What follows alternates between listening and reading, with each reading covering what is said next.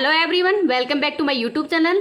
आज की क्लास के अंदर अपन जो साइंस का रिवीजन करवा रहे हैं तो उसमें पाचन तंत्र है, डाइजेस्टिव सिस्टम, उसका रिवीजन करेंगे। तो इसमें देखते हैं कि होलोजोइक क्या होता है। तो मनुष्य के अंदर जो पाचन की प्रक्रिया है वो शरीर के अंदर ही होती है, इसलिए इसको मनुष्य को होलोजोइक प्राणी भी कहते हैं। तो ये जो ब्रह्मास्त्र है उसका रिविजन करवा रहे हैं। तो आज क्लास नंबर 5 का रिविजन हो रहा है। तो आप देखते हैं कि पाचन तंत्र है वो कैसे होता है, इस डायग्राम के माध्यम से समझते हैं। भोजन है वो सबसे पहले मुंह में आता है, मुंह के बाद में ग्रसनी के अंदर आता है, ग्रसनी के बाद में ग्रास नली के अंदर, फिर आता है अमाशय के अंदर, फिर अमाशय के बाद में छोटी आंत में, छोटी आंत के बाद में बड़ी आंत में, और बड़ी आंत के बाद में गुदा। तो गुदा के माध्यम से जो भोजन है वो बाहर निकल जाता है। तो इनको थोड़ी डिटेल से आगे और पढ़ लेते हैं। पाचन का क्रम क्या है, तो पहले मुंह के अंदर आता है, मुंह से ग्रसनी के अंदर, फिर जो फूड पाइप में, फूड पाइप से स्टोमच या अमाशय के अंदर आता है, अमाशय के बाद में ग्रहणी के अंदर आता है, ग्रहणी के बाद में छोटी आंत में। तो छोटी आंत है वो 3 पार्टों में है, ड्यूडेनम, जेजुनम और इलियम के अंदर। फिर इसके बाद में सीकम, जो ये बड़ी आंत है उसका पार्ट है सीकम, कोलोन और रेक्टम। तो इस रेक्टम के बाद में गुदा के माध्यम से है वो बाहर निकल जाता है। तो ये पाचन का वो क्रम है, तो इसको भी याद रख लीजिएगा। आगे देखते हैं आहार नाल। तो मुख से गुदा तक होता है, इसकी लंबाई 8 से 10 मीटर होती है। और मुख गुहा है, इसमें पाचन की शुरुआत होती है, जिसमें जीभ, दांत और लार ग्रंथि होती है। जीभ है, जो जीभ के माध्यम से जो स्वाद कणिकाएं हैं वो किस में होती है, तो जीभ के अंदर ही होती है। अब देखते हैं कि दांत, मनुष्य में दांत जबड़े में धसे हुए होते हैं, इसलिए इनको थीकोल्ड भी कहते, थीकोडोंट भी कहते हैं। मनुष्य के अंदर कुछ दांत वो 2 बार आते हैं, इसलिए मनुष्य को द्विबार दंती भी कहते हैं। दांत के ऊपर है वो इनेमल होता है, जो कि हल्का पीला जो परत होती है, जो कि जो शरीर का जो सबसे कठोरतम पदार्थ है वो क्या होता है, तो इनेमल ही होता है। जो लोग चाय पीते हैं उनमें चाय में एसिड होती है, और जिससे उनका इनेमल है वो खराब हो जाता है। तो उनको पेस्ट या जो पेस्ट करते हैं, उस जो पेस्ट का मतलब क्या होता है, वो तो क्षारीय होता है। तो अम्ल और क्षार क्रिया करके उदासीन बनाते हैं। तो चाय एसिड होती है और पेस्ट क्षार होता है, तो इन दोनों की क्रिया से उदासीन क्रिया होती है।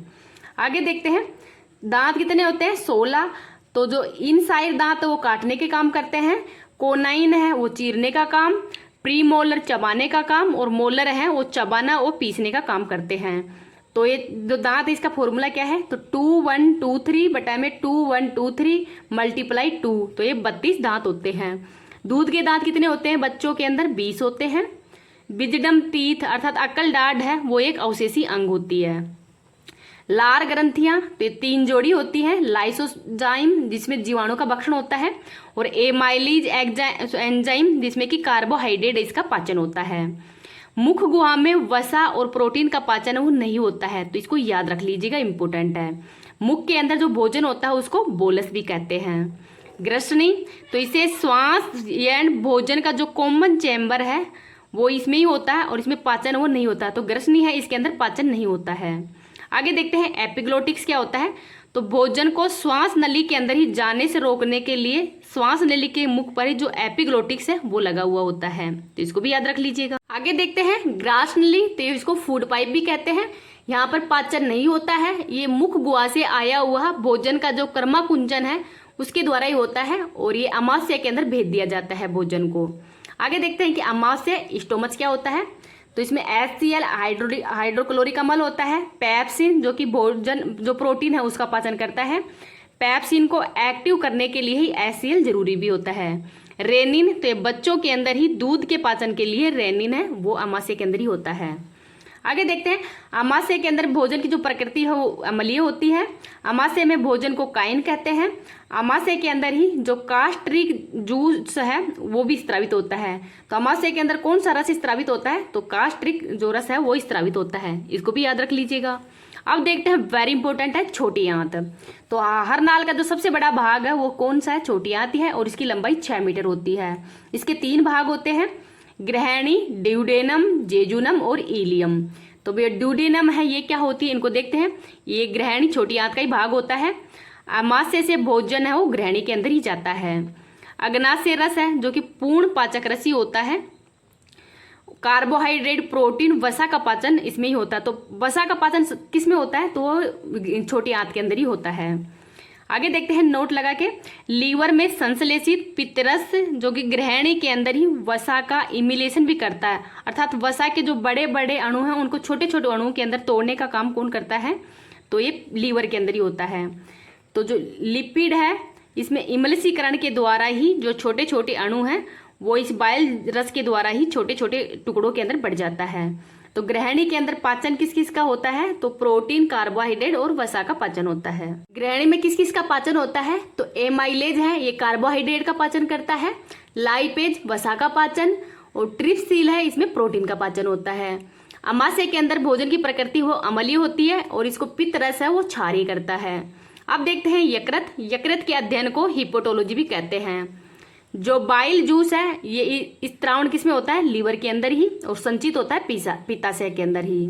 मनुष्य की सबसे बड़ी ग्रंथि कौन सी है, तो ये यकृत ही है और इसका वजन है वो 1 से 1.5 किलोग्राम होता है और ये राइट साइड के अंदर होती है। शरीर की रासायनिक प्रयोगशाला भी कही जाती है। और ये जो डेटॉक्सिफिकेशन है, जो जहर को शांत करता है, वो किस में पता लगता है, यकृत के अंदर ही लगता है। अर्थात किसी व्यक्ति की मृत्यु अगर जहर खाने से हुई है तो इसका पता लीवर से ही लगता है। भ्रूण में रक्त का निर्माण लीवर के अंदर ही होता है। शराब पीने से लीवर वो खराब हो जाती है। हेपेटाइटिस रोग के अंदर भी लीवर प्रभावित होता है। विटामिन ए का संश्लेषण तथा यूरिया का संश्लेषण ये सब लीवर के अंदर ही होता है, तो इनको भी याद रख लीजिएगा। अब देते हैं अग्नाशय ग्रंथि। अग्नाशय रस है ये एक मिश्रित ग्रंथि है और बीटा सेल के अंदर ही इंसुलिन का निर्माण होता है जो कि रक्त के अंदर ग्लूकोज की जो मात्रा है उसको नियंत्रित भी करता है।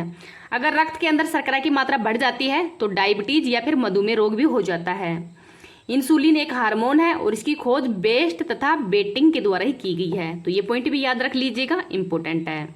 अब देखते हैं कि इलियम, तो यहाँ पाचन वो समाप्त हो जाता है और यहाँ पर जो रसा अंकुर है वो होते हैं जिससे कि आवश्यक पदार्थों का अवशोषण भी होता है। अब देख लेते हैं इसके बाद में बड़ी आंत बचती है। तो बड़ी आंत के पार्ट कौन कौन से हैं, सीकम, कोलोन और रेक्टम, और इसके बाद में गुदा आता है। तो ये अपन जो पाचन है उसके बारे में पढ़ लिए हैं। अगर आपको ये वीडियो पसंद आ रहा है तो प्लीज़ आप इसको ज़्यादा से ज़्यादा लाइक एंड शेयर कर देना। अभी तक चैनल को सब्सक्राइब नहीं किया तो चैनल को सब्सक्राइब भी कर लेना।